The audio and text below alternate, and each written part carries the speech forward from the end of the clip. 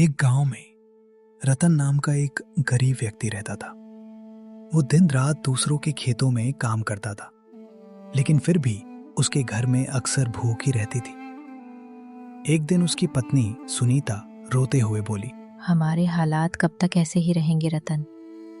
पूरे गांव में सिर्फ हमारा ही घर ऐसा है जहां महीने में सिर्फ 15 दिन चूल्हा जलता है, बाकी दिन हमें भूखे सोना पड़ता है। चिंता मत करो सुनीता, तुम जानती हो मैं कितनी मेहनत करता हूँ। एक दिन हमारा वक्त जरूर बदलेगा। आप कब तक दूसरों के खेतों में काम करते रहेंगे?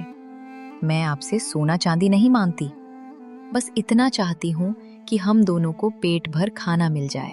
रतन ने गहरी सांस ली और बोला, ठीक है सुनीता, मैं आज ही नया काम ढूंढने निकलता हूँ। रतन कई दिनों तक गांव में काम ढूंढता रहा, लेकिन किसी ने उसे काम नहीं दिया।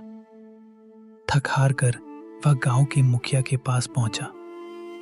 रतन, मैंने तुम्हें मेहनत करते देखा है, मुझे तुम्हारे जैसा आदमी चाहिए।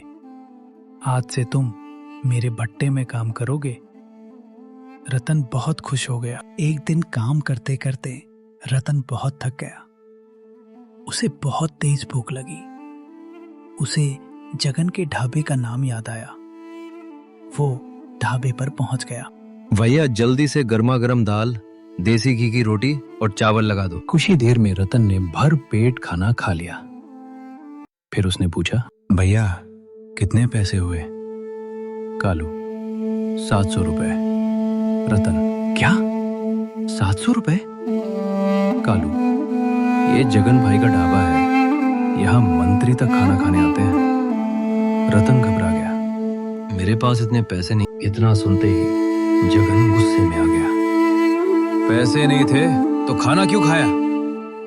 रतन हाथ जोड़कर बोला, कुछ दिन की मोहलत दे दीजिए।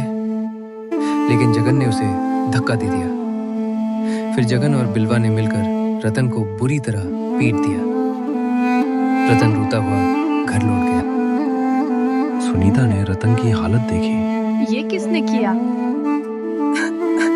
रतन ने पूरी कहानी बता दी। सुनीता गुस्से में बोली, मैं इसकी शिकायत मुखिया से करूंगी।